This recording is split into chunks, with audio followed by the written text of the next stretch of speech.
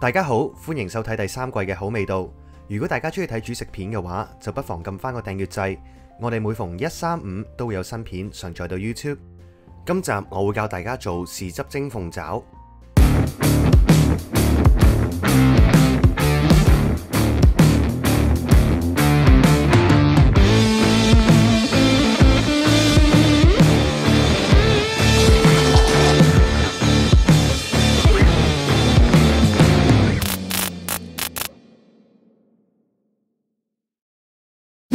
咁我哋而家講一講啲材料，有雞腳、蒜頭、豆豉、薑同埋指天椒。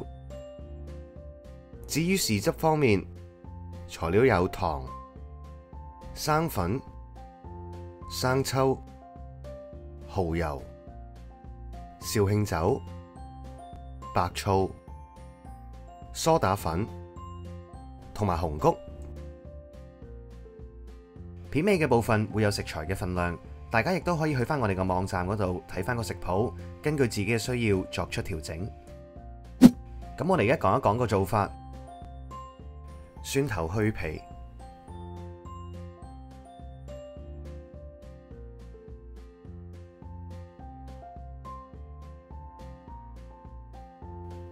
然後切成蒜蓉。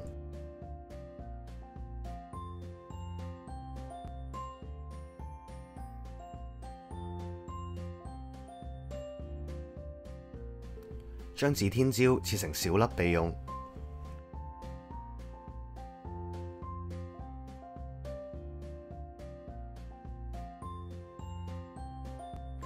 薑去皮，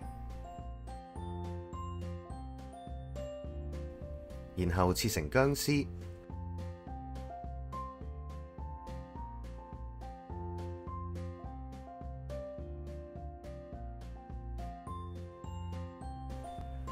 將鳳爪洗乾淨，再用廚房紙將鳳爪嘅水分吸乾。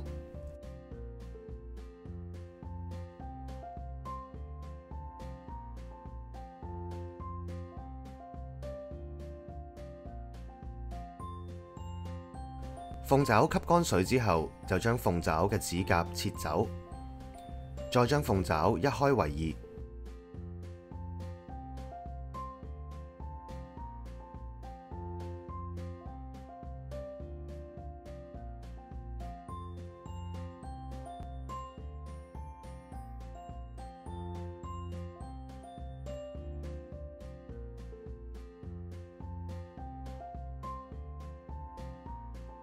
中火起鑊，喺一隻煲入面加入1湯匙油，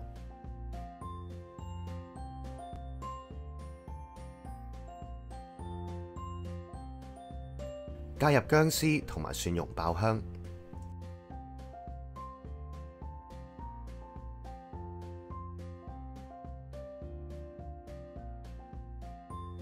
再加入紅穀、生抽、砂糖、白醋、蠔油同埋豆豉，將材料撈勻，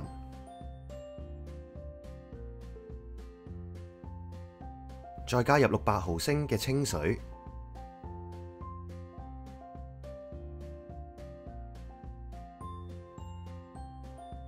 將材料撈勻，然後煮滾，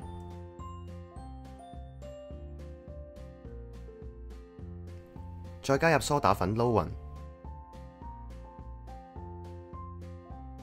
勻，然後就可以熄火放涼備用。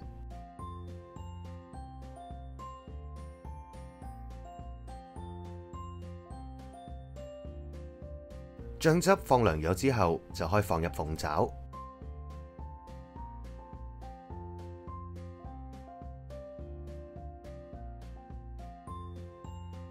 將材料撈勻，再用保鮮紙封住，放入雪櫃醃最少5個鐘頭，最好過夜。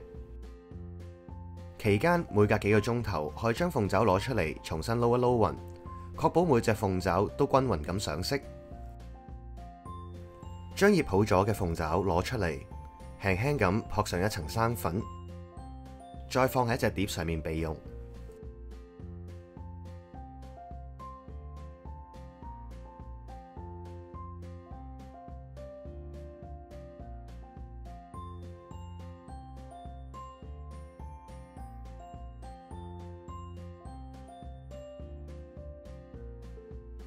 再加入少少用嚟醃鳳爪嘅汁，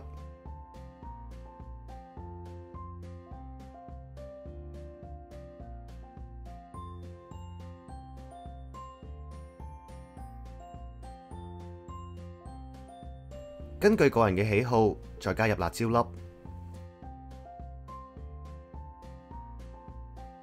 粒，然後就放入蒸爐，用大火蒸10分鐘就完成，可以上碟㗎喇。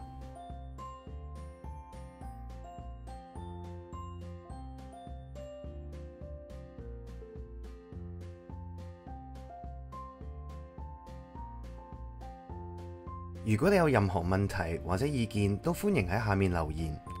如果你知道有朋友中意呢個菜式嘅話，就記得幫我哋分享出去。你嘅支持對我哋嚟講真係好重要㗎。咁我哋而家再講一講材料嘅份量啦。大家可以暫停咗個屏幕，或者撳翻下面條 link 去翻我哋個 website 度。呢個 QR code 咧都可以去到嘅。